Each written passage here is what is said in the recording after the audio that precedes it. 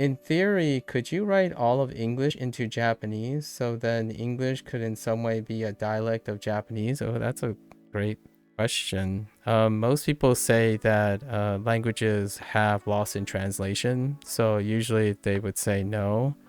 For myself, language is is a closest facsimile to like the whole expression of a human being, so naturally probably not to the extent that people would like.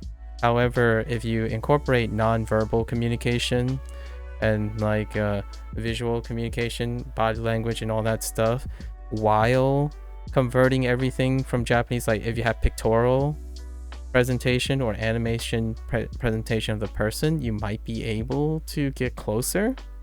However, writing languages are a portion of expression. So naturally, language themselves are also unable to communicate the whole expression of a human being between two people. And then obviously cultural differences provide predilections and predispositions. So the answer is telepathy. Telepathy is the solution, and we don't have telepathy, so probably not. It's a really roundabout way of saying I don't know enough, but at the same time, yeah. Oh yeah, everyone, it's a general question probably, you know. I think for it to be a dialect has to have some grammar and structure in common. Yeah. That too. Yes. Because if we step back way far and say that language is a vehicle of expression, then you could say they're related, but that is like philosophy. We're borderline philosophizing at this point. Oh, and I think Platinum. Oh, you were asking me, Platinum. You asked me yesterday if I knew Hindi, or you asked me if I knew Hindi and also anything about the Indian culture, and I generally say not really. I shared the comment about having the privilege of having coworkers, one that was Southern Indian and one was Punjabi, and that's about it. And I can't and I watched some travel documentaries that kind of gave me some insights into the more popular depictions of India. However, outside of that, it's a foreigner's perspective for sure. And I myself have personally not been close to. My father has very close Indian immigrant friends for some time. That he might have more insight into it than I do. But there are Indian immigrants and also Indian internationals that I've met over my life. But we rarely get too deep into discussion. Okay, you do remember? Yeah.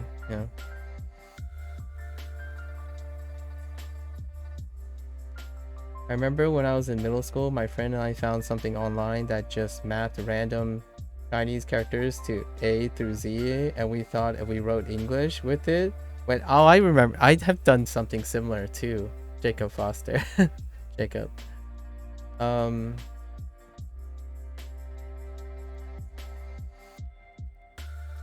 then, yep, responding, yeah, to a point about the borrowed words and the internet. Yep. You found a Chinese vlog app called Himalaya on Google Play Store and App Store, and I think website. It's free as well. What does it do, Gabriel? The Chinese vlog app. And is that an Android platform thing or a... Oh, you said Google Play Store. Yeah, so Android. Interesting.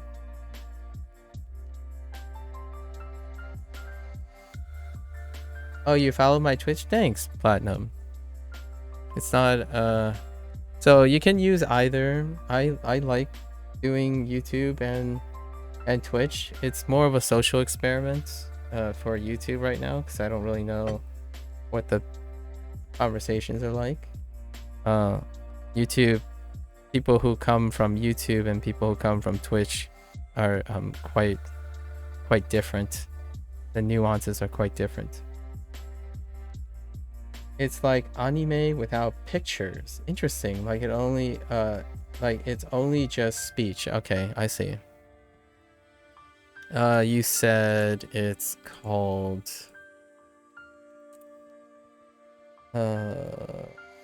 Himalaya.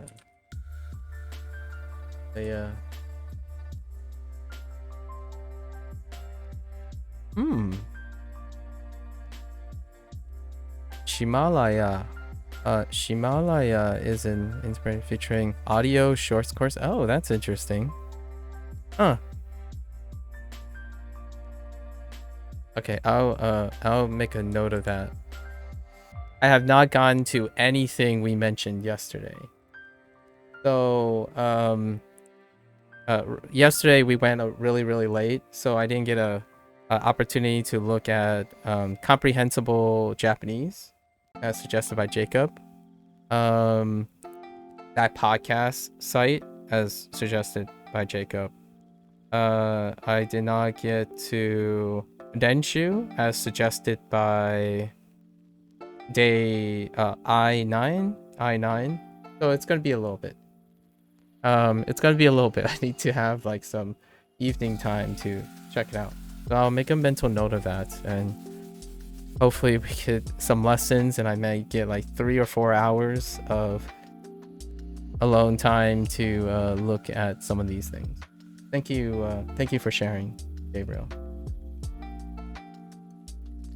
Adam Fighter, hi. So how hard is Japanese? I hear it's up there.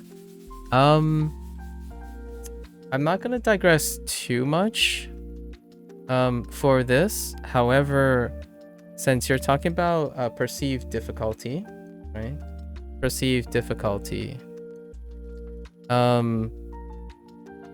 want to maybe like quickly share my background is I spent about 2/3 of my life listening to Japanese and seeing Japanese, right? Before I started learning Japanese. And the others was I have a huge exposure to Mandarin like listening and comprehension, not necessarily like literacy. Mandarin, Cantonese, and Fujianese. And I also have a background in Spanish. And then naturally, I also speak the common language, English, right? So for me, taking account of all of these things, if I had to give a feeling of difficulty, Japanese is very comfortable for me. So if you were asking me for my rating to 1 to 10, I'm gonna say it's pretty much 5. It's the average feeling. So not hard or not easy kind of thing. However, I want to make a big disclaimer. Even if you don't have these things, the idea of difficulty is often independently it's dependent on the person a lot of times, background. So this is why I'm sharing the background. It's in a to say that I will say other statistics. So like other experts, right? Other experts that I've seen when they are talking about linguistics, they usually have agreed that for an English speaker, Japanese is considered the highest one of the highest categories. So if you were going off like statistics and linguistics, I'm not a linguist, by the way. I am not a linguist. Oh, come on. Okay. Sorry. Their suggestion is that English speakers, Japanese is in the highest category. So it is considered one of the difficult languages according to the experts, of which I am not. So that would be their opinion. For me, it's average. It's largely average. But before you ask about other scores about these languages, a little bit about myself to answer most of the questions. Most of the time, I don't think of difficulty. So I will naturally probably give you a 5 across the board. Usually when something's slightly easy, I'll probably say it's 4. And then something that is very cool and difficult, I probably give a 6. So it's about, for me, it's a bottom line. When it comes to learning, I think of a bottom line. My bottom line is, can I be interested in it? If I can be interested in it, then the bottom line is I can acquire it. That's usually how I go about it. So oftentimes, however difficult it is, if I'm interested, then I can participate in learning.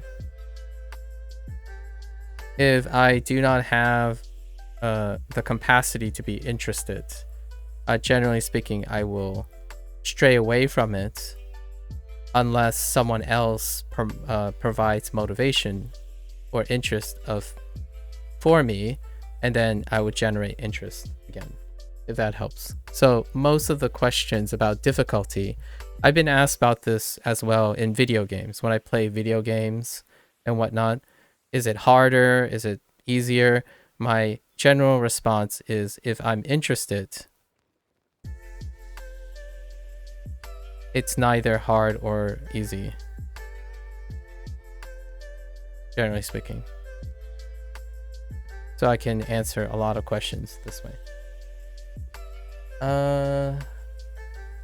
Spanish I learned in high school to college, and I loved Spanish. Spanish was just really was really wonderful. And I am in the United States. I'm an American, so Spanish came up quite a lot. There are a lot of individuals who do speak Spanish. Let's see. Am I not playing a game today? I don't play a game. I usually don't play games often, Platinum. For Neverwinter, it's every Monday. So it's every yesterday. So 7 days from yesterday for the next 7 days, because I'm covering the content update for Neverwinter, and then I'll probably cycle in something else. I don't usually play games every day. I used to, but now we're language learning. If Japanese is the highest category for English speakers, shouldn't it also mean that English is the hardest language for Chinese, Japanese, Arabic, and Korean? I actually don't know. Most of the study is from the perspective of English. So much like logic, right? Much like logic and scientific understanding, when you do statistics, if A goes to B, it's not assumed that B goes back to A, right? It's usually a lot of times statistics drive unidirectional relationship, so it's not automatically assumed that the reverse is true. Oftentimes, the evidence that I'm talking about, that I'm referring to by categorical evidence, is that it's from the perspective of an English speaker. So you cannot make you cannot make the prevailing presumption that if you're an English speaker, that means Japanese is the hardest, that the reverse would be true. It's very difficult to ascertain that. It would require a large sample size of Japanese speakers to confirm that it's the other way around. But I don't know. Most of the statistics that I looked at comes from the perspective of an English speaker, because I am an English speaker. Right? Oh, I see that you're a molecular biologist. There is a microbiologist stream. I just met her. A microbiologist. Ooh. Interesting. What kind of... Oh, hey. Hello there. Lotus. Yeah. Mathematical logic. Right? This is logical systems. We're applying logical systems. It's rarely ever forward and reverse when you use statistics. Like when you observe something, you have to actually confirm the reverse. The converse is not automatically assumed. Oftentimes this is what we call a leap of logic, right? A leap of logic, or like associative, or like identity, use of identity. Sometimes A equals B, B equals A, but this is A leads to B, A leads to an observation of B, as opposed to A is B, kind of thing. Let's see. Yeah, so to illustrate this point, like I don't actually know from the perspective of Japanese to English. There's a lot of conversations going on right now, but just to illustrate point, Japanese to English, when you think of English comprehension, culturally and formally, English comprehension has a lower bottom line. I talked about this in a different video for like 2 hours. It has a lower bottom line. So when you have a lower bottom line of proficiency, naturally when Japanese has a higher, like relative higher bottom line of proficiency, right? You have this like juxtaposition. So what is the acceptable proficiency? Say the Japanese proficiency line is here and the English proficiency line is here. Well, when you do competency, you're going to have a distribution like this, right? Let's just say a normal distribution like this, although the distribution is also varied. So what happens is your lower bottom line would mean that more people from a higher bottom line language going to a lower bottom line, it will appear as though it is easier because it's more flexible. It even has a lower requirement of perceived proficiency. So even the rating systems and the way to evaluate these things, like the juxtaposition between the JLPT and the, what is it, like the CPR, whatever, all that stuff factors into the perception of difficulty. So going in a reverse direction, there is also a perspective shift and a standard shift if you wanted to use something that's tangible and accurate or measurable. So English itself, that's why I talked about this a lot, where when English people go to learn Japanese, you're uplifting into a higher bottom line of proficiency. So oftentimes that difficulty, that perception of difficulty, is a leap in the bottom line standard of proficiency, versus the other way around might not be the same, but I'm not Japanese. So there you go, right? So this isn't the only reason. This is something to dispel the leap of logic that if one thing is hard in one direction, is it hard in the other direction, right? That's kind of the thing. Just to illustrate like a hypothetical. That one, not necessarily a hypothetical. I'm using facts and then I'm interpreting it to suggest a narrative that may be in contrast to that logic. Let's see. Not necessarily. English is the easiest for Indians. Interesting. English is a bit easier, I think, to learn because of how prevalent and easy it is to find and access content. Yes, accessibility is another great example. Accessibility, because of what we talked about, it's the default British language by coincidence and historical. So there's also accessibility. There's also diversity, right? There's also diversity of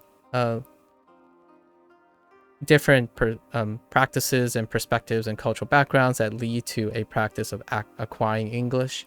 So you can find and resonate and find all the material that resonates with you. It's very diverse in terms of, and remember that English is, while Japanese has 99% native speakers and 1% secondary speakers, English has less than 40% native English speakers and 60% plus non-native English speakers. So if you're learning English, you're bound to find diversity, competitive process that can be used to help you educate yourself, as opposed to Japanese speakers where you have nearly a one-size-fits-all model, because 99% is framed around the Japanese standard, right?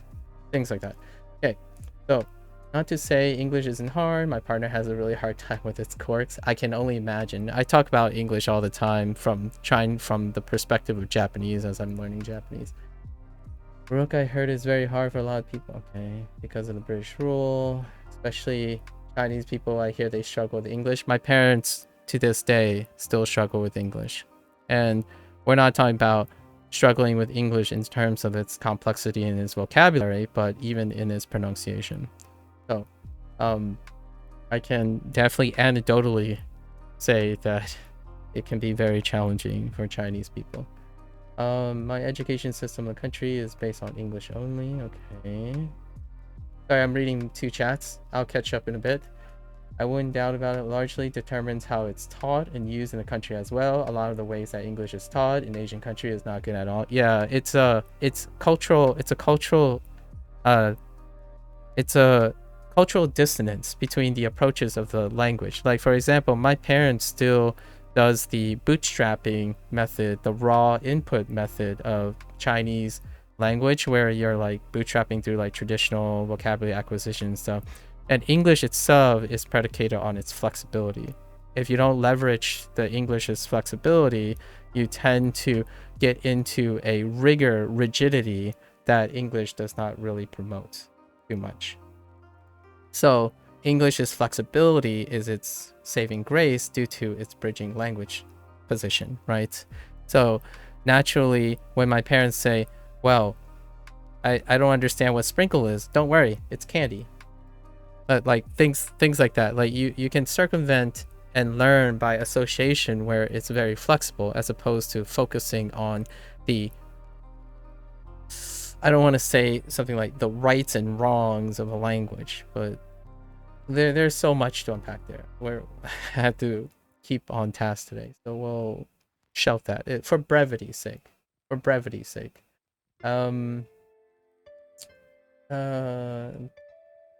They don't allow different languages for education in India. I don't know why. Oh, that's interesting. That's a topic that I want to explore a little bit more. That is true. Well, because Indians, from what I've seen, are very smart. I think lots of people are very smart. I know English more. You know English more than Hindi because of 17 years of education. Nice. You did study from age 15 to 21 in English. Oh, so you acquired English secondarily. Nice. I always wondered how Chinese people live so long in the US and can barely speak English. My parents are a great example of it. I still do almost all the interpretive work and transliteration and literation, translation, interpretation from my parents to this day. And they managed to start a business, you know, raise a family, do all that with incredibly limited English. It demonstrates not only perhaps the difficulty that Chinese people have learning English, but also the flexibility of English to accommodate with very limited use. So my parents are able to use barely elementary school English to accommodate lots of things. It's largely the bottom line of English, right? So it goes back to the whole difficulty thing, or the relative perspective of difficulty, but I digress. Well, China had taken many countries in the past for more land. Okay, that's geopolitics. Pronunciation and inability to produce sounds because you haven't learned how to manipulate muscles and such. Yes, the ways for your native language is fascinating. I love that you brought up vocal production. So a lot of times people said, do you speak Japanese yet, right? Can you speak Japanese? And I often like to distinguish between vocal production and mimicry. So like the flexibility of vocally producing specific sounds and the property of assigning like name, structure, and meaning to the very specific things. A lot of people keep telling me like I must practice pitch accent or etc. whatnot, but at the stage I am, if I am confident that I can produce and articulate many different sounds due to the experimental output, it can provide the flexibility that will be easily altered and changed and adapted later. So oftentimes I highlight that if you don't like learning a language per se because of pronunciation, go sing something, do vocal production, voice act. A lot of times when you explore and manipulate the dynamics of your voice just for fun, like singing in the shower or something like that, you'd be surprised how much that translates to vocal production. It actually might imbue some confidence in sound manipulation. So for me, when people say, "Oh yeah, you probably can't hear pitch accent," for example, my background in like audio production and whatnot, my like music and orchestra. I was a musician back then. I don't consider myself a musician now because I don't actively play. However, in fact, a lot of people say, "Oh yeah, you're an English speaker, you can't hear pitch accents and etc." It's like, well, yes and no.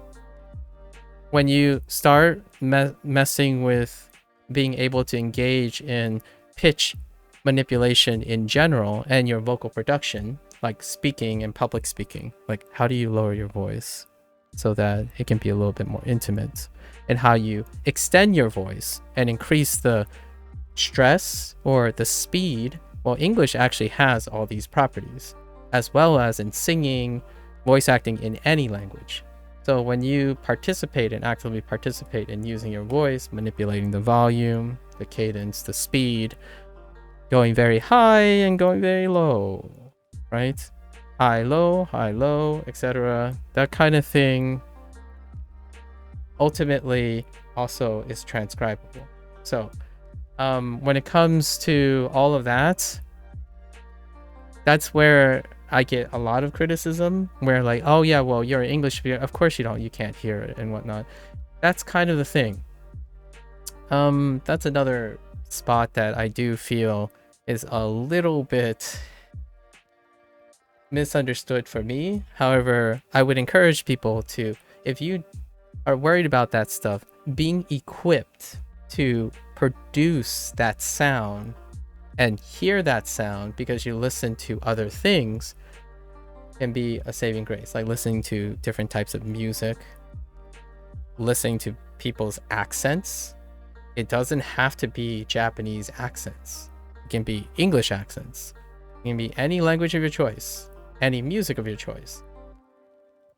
To my knowledge, the vast majority of people with proper ear training, they have the capacity to discern pitch. Lots of people, the comments that you hear about like, oh, but I'm tone deaf. Like, well, you'd be surprised how not tone deaf you are.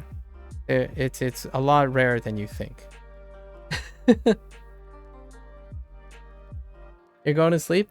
No worries, Platinum. Take care. Sleep well. Yeah, keep on schedule. Thank you for sharing, as always. You're always welcome to share your thoughts and discoveries. Jane, Platinum. Studying pitch action is overrated for you personally? That's fair. My Japanese isn't perfect, but I can be easily understood by everyone I have ever talked to. Yeah, mimicry goes much further than studying the rules, in my opinion. It does. It does. The nuances of mimicry, if you use skill in mimicry, and we're talking about all sorts of mimicry. We're talking about all sorts of mimicry now, like creative mimicry. If you can start with creative mimicry, this is an overrated concept, and a lot of people is contentious about this against me, where a lot of times people talk about they underplay output. So they underplay output in the sense that input is king, right? Input is actually the answer I would have is it's both. You can do both. However, they typically underplay output. Well, mimicry is actually a form of output that has a lower component of input per se. But mechanically, there are things that mimicry can really do that you do not know yet. So things like if you don't have comprehension of what you're mimicking, it doesn't mean it doesn't have value. You have to realize the value before you can do it. So that's kind of my thought on Duolingo. Why am I speaking out loud?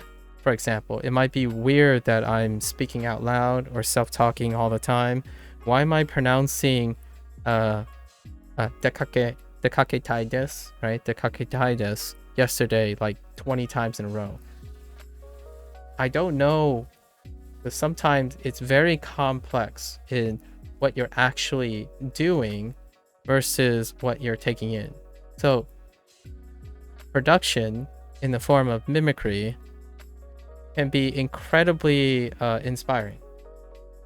So many times people would say like, oh yeah, but what if you develop a bad pitch accent habit? Like, well, we'll get there when we get there, but if you can't produce the different, pitches and perceptions because you don't output anything, having a habit to being able to that reinforces output in the first place supersedes that. Because if you don't make the output at all, you wouldn't even know if you can produce the output. So it gets downplayed a lot because it scares people like, oh, but I want to do it right from the start. Like, I get that. But let's be realistic here and look statistically. There's a substantial number of people that prefer to learn by doing versus learn by learning without doing, right? So as much as the secondary, like lots of experts say like, oh, it's all about input, it's comprehensive. I get it. I understand. Especially for language. I'm not in language. However, when it comes to, if you step back and look at the frequency of how people learn, a lot of times it revolves around output. You get an output and you look at the input, like you get the input from the use of the output with guidance. So there's a merit to all of that. It was because someone mentioned Stephen Krashen and his like secondary language output, secondary language acquisition thesis, and I can understand the logic behind that. However, measuring those things to make those hypotheses work is incredibly difficult. That's why programming and stuff still have simulations. Emergent properties are hard to see from limited information. So in science, you also observe outputs and simulate outputs without prior knowledge. You know as much as you do, and you execute it to see what the results are. Yes, sayonara. Sayonara, Platinum. Jane. Mata ne. Take care, Platinum. I always wondered how people get bored of language learning, because when you speak your native language, you never get bored.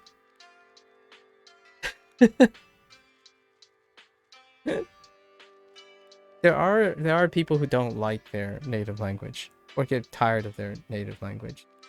Like even self-deprecating. Even like, for example, if you ask an American sometimes, like, oh yeah, the American language, it's so pep. Or like when someone lives in a city for too long, and it's like, yeah, the city is so normal. Complacency, right? So we were talking about complacency yesterday. I'm not going to digress too much here, but we're talking about complacency. Complacency dulls out interest. So for me, I even got more, I'm like, I don't think English is boring. However, learning Japanese made English even more vibrant. So when I'm learning Japanese, I don't separate it from English. It bolsters both my interest.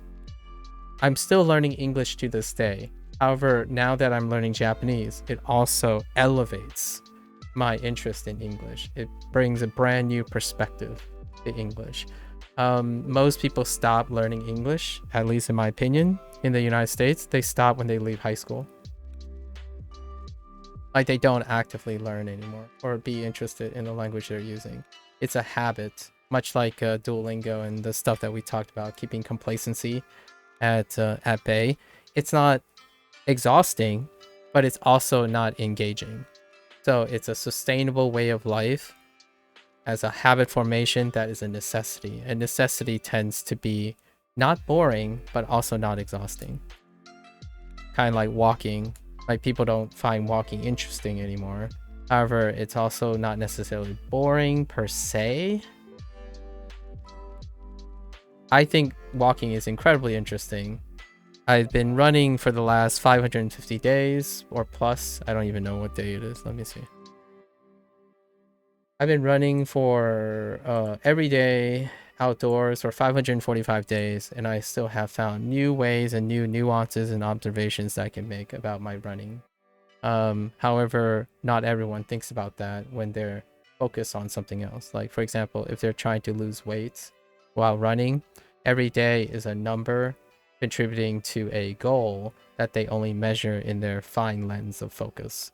They don't concern themselves with the intricacies of impact or mechanically how their running is going and stuff. That's usually the blinders, the blinders of hyperfocus, the tunnel vision when it comes to goal-oriented type of thinking. And generally speaking, that applies a lot to language learning. If you don't have anything, for example, if you're not motivated and interested for pragmatic use of your native language, generally speaking, it's not boring, but it's also not interesting. So they don't excel at being motivated to learn anything more about their native language. Japanese has reinvigorated a part of my interest in English that has been left dormant for some time, even for someone like myself, I suppose.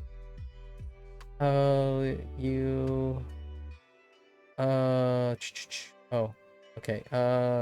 Adam Fighter. Yeah, it's saying if you lived in Washington, D.C., then you must live in the USA. Wait. Oh, Micro Miranda. Oh, that's a cute name. As her, I had to look it up. Micro Miranda. I will keep that in mind. A microbiologist, huh? I feel like I've heard that name before. Let's put this on the list too. Micro Miranda. Okay. That's a really cute name. Sorry, now I'm catching up. But if you live in the USA, it does not mean you live in Washington, D.C. True. Okay. You're making me nerd out. Have you taken design of experiments courses? By that, do you mean like... I don't think I've literally taken a course dealing with design of experiments. My scientific career is in exercise and design of experiments. So I'm not sure what that means. You began reviewing mine. I want to do a path, of course, to teach myself more statistical inference, like for research and experiment for research. Oh, this is the whole output thing that I was talking about. I spent a lot of time doing research. So I think due to the pragmatic use and the problem solving and critical thinking involved in refining my methodologies and like looking at other people's, reading scientific articles and understanding other people's methodology, I think I naturally try to accommodate all of that, much like the way I'm approaching language learning at this point. I used examples and problem solving critical thinking along the way. So my PhD itself was probably an exercise in design experiments, and I took several other disciplines to complement this, like how logic works, philosophy, psychology, lots of other things have become integrated into how to disseminate information, interpret information, and then acquire that information. So I didn't formally take any experimental courses. It was part of the educational process. You might have a shot of the bars overlap. Interesting. Definitely not as much intro level Japanese content. Wait, what the heck? You like Satori readers for that? Wait.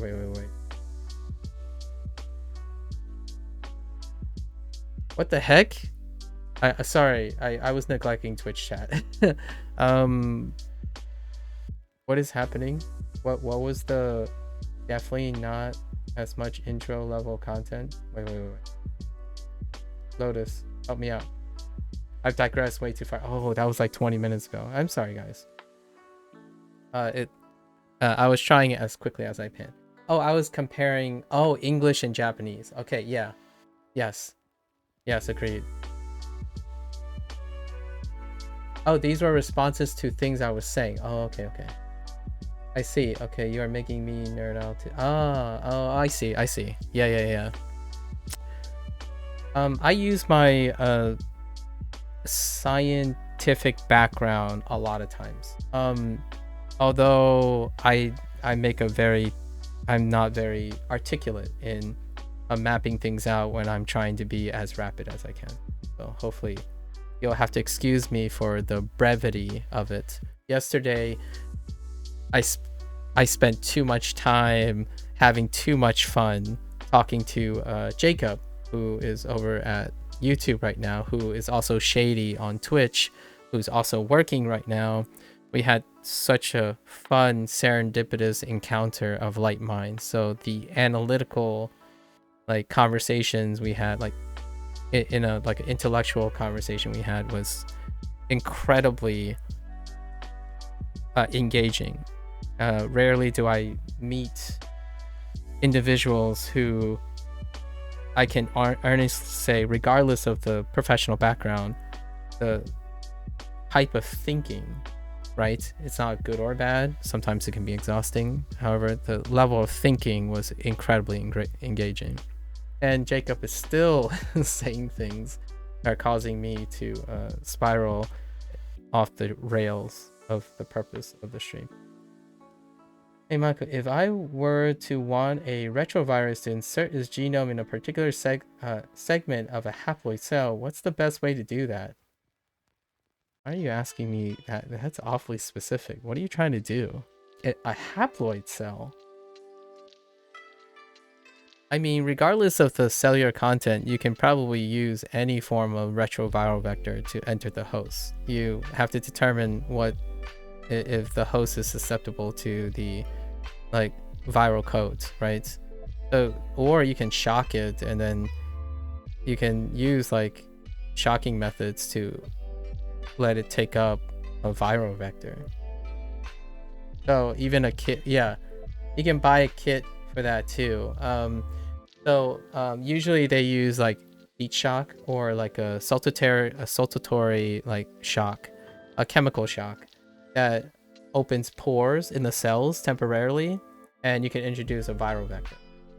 Retroviruses propagate by the nucleic acid material, the RNA or DNA. In terms of this, retroviruses are RNA.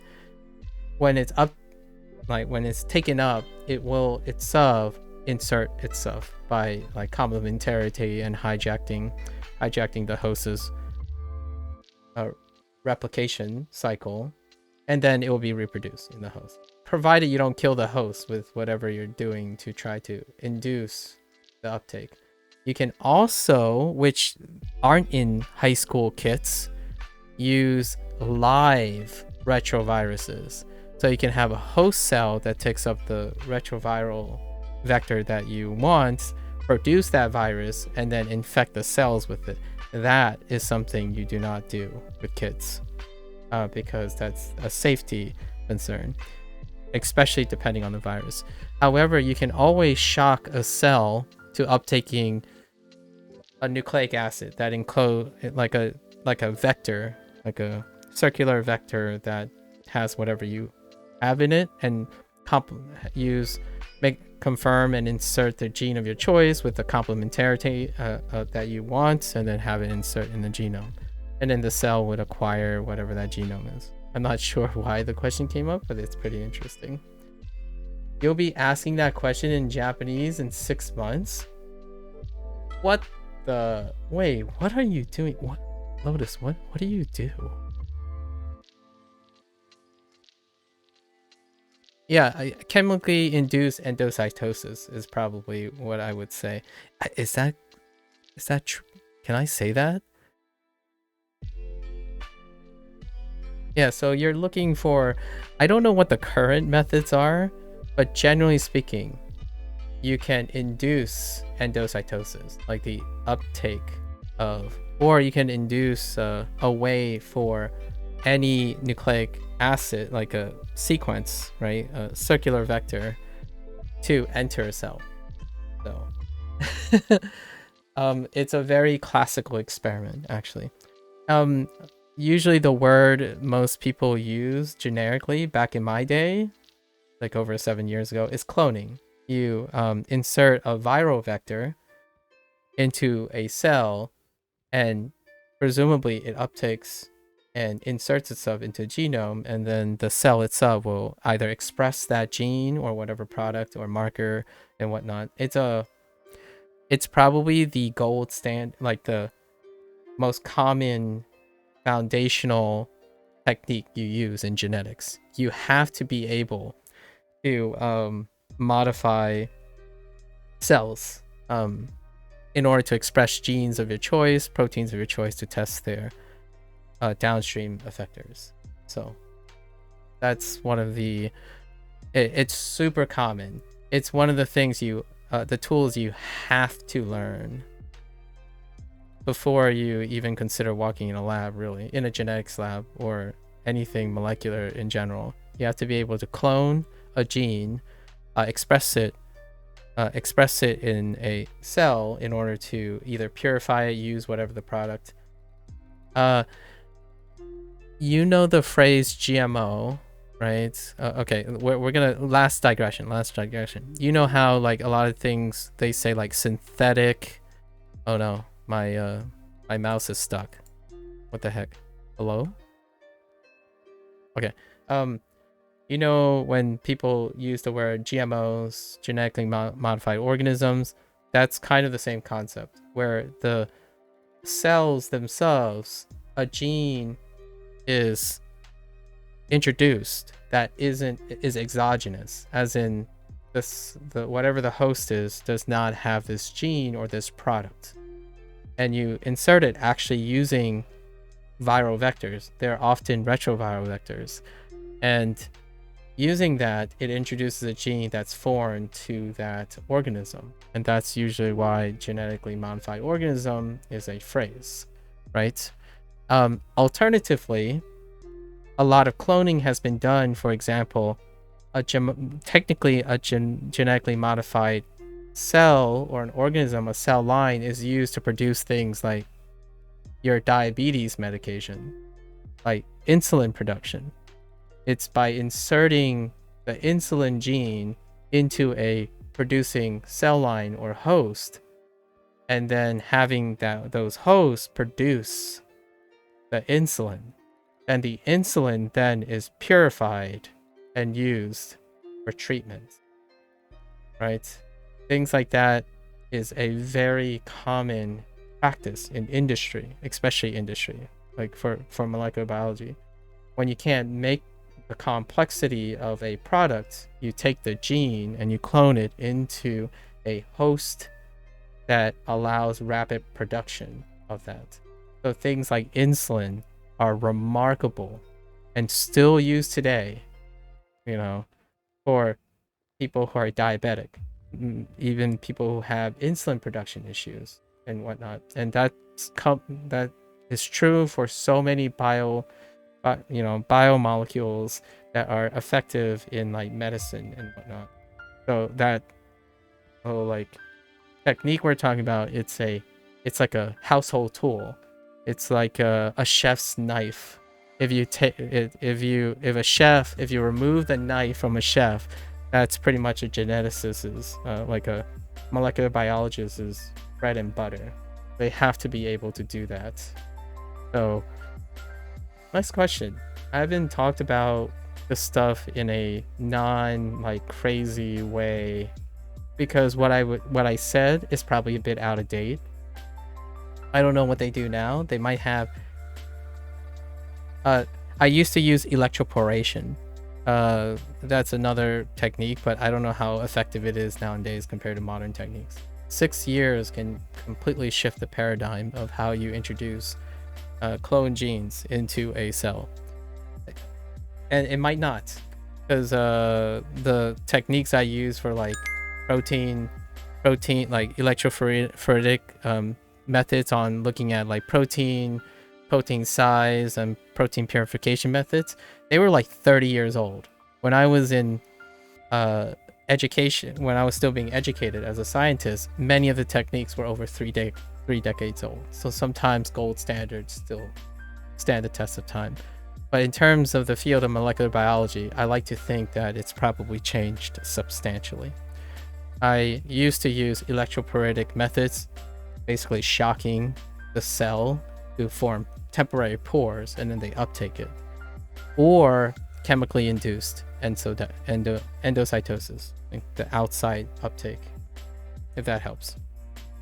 The other way is have a virus modify the actual virus with coats that interact with the host cell. So you can have like targeted receptions. Like you can have viruses that target specific cells or a cell type, and then that does the process on its own, right? If that helps. I haven't talked about this stuff in a while, and it's pretty thrilling, actually. I would love to talk to a molecular biologist at some point about what the current methods are. Yeah. That's so weird that you're actually doing something related with cloning?